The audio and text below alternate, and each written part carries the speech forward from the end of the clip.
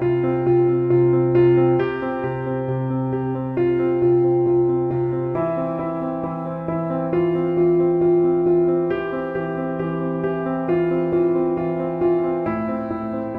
am Joseph Bangura, the country manager for CORS Canada Sierra Leone Partnership. I've worked for CORS since 2004, so I'm almost 14 years in service.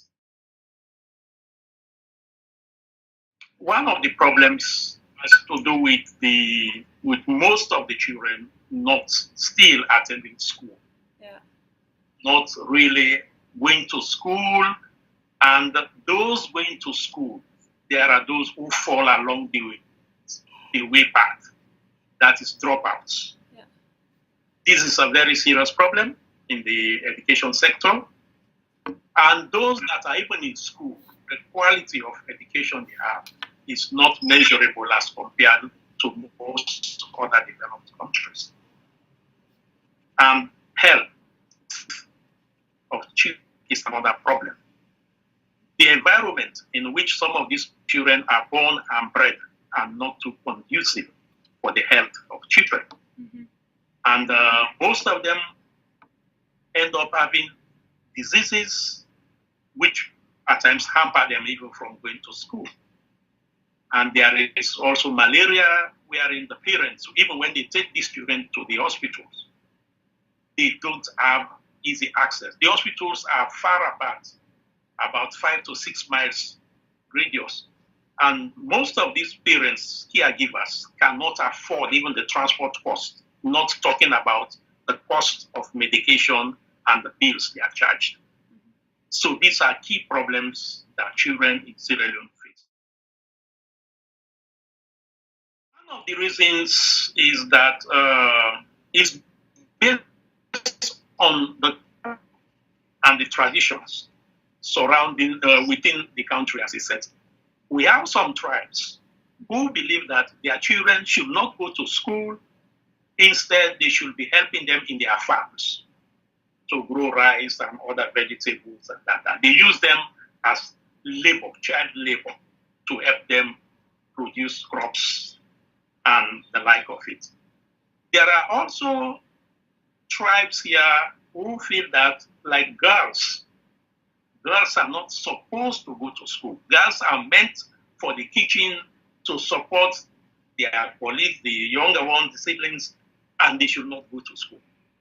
This is mainly in a country wherein we have over 60% of the population being Muslims.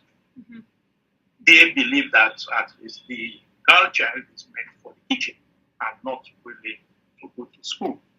So we have all these issues surrounding us. And there are also these norms, repressive norms against the girl child.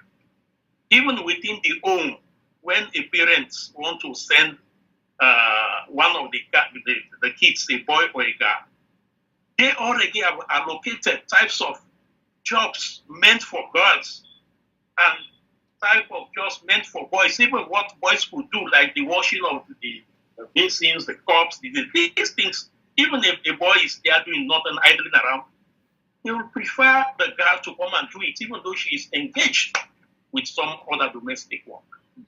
So we have all these things tied against the girl child. When CORS came to Kabbalah in 2004, our own mentality was to construct schools, classroom blocks. But after 2 years of that, we find out that the classrooms were still empty, because that was not the cause. The cause was the mentality. The people were not ready to send their kids to school, and the kids themselves do not know the value of education.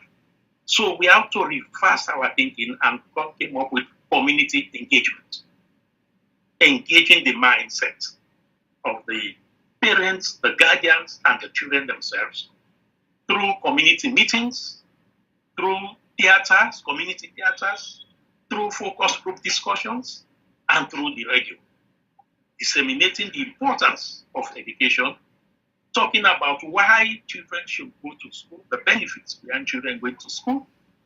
We engage them also on this issue of corporal punishment being meted out to children, not only at home, but also in the schools. Some of these are even some of the reasons why children drop out of school because of the cane, the use of the cane. And we also engage them on alternative forms of discipline. So that, yes, a child could be disciplined, but there is a way you can do it wherein the child will not feel biasly treated, and that will lead him or her to leave school. We also go in supporting these children through our sponsorship program, supported from Canada. Because there are a lot of parents who could not afford even a pair of uniform for their kids. Cost is doing that. Some could not go to school because of lack of a pair of ordinary slippers. We provide shoes. All this enhancing children to go back to school and access education. We support the teachers, teacher training, distance learning, as well as in-service, through like the CCTT, which we call the child-centered teaching techniques, which we are now putting into use, because that has been a serious problem when everything, the children are being fed by the teacher continuously. This is now not the case, although not yet achieved fully, but we are working in that direction.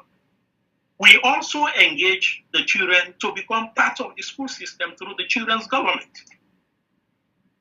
The school, so that even when they are young, they feel belong to the school, and they also see themselves contributing to the schools.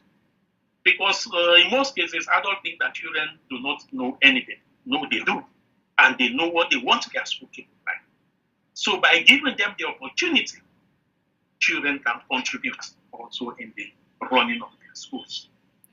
We also engage them through devices, we get support from Canada, the MLL, wherein we have computers, we have tablets. Now children can go into that system and access books. They can do independent research, which was not the case some years back.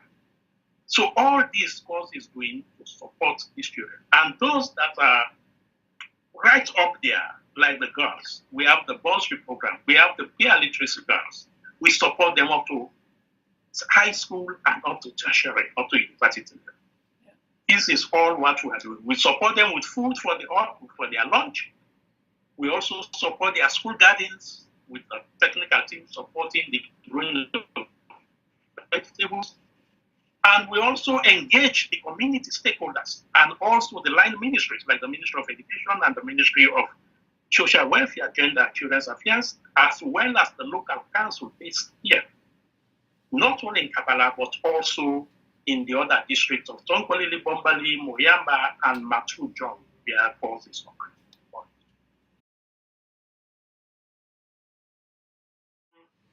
I want them to know that we are here and we have all these challenges that I've highlighted, both in the health sector as well as in the education sector. Let them be passionate enough to support the child in Sierra Leone. It will help build up a stronger world, not only Sierra Leone.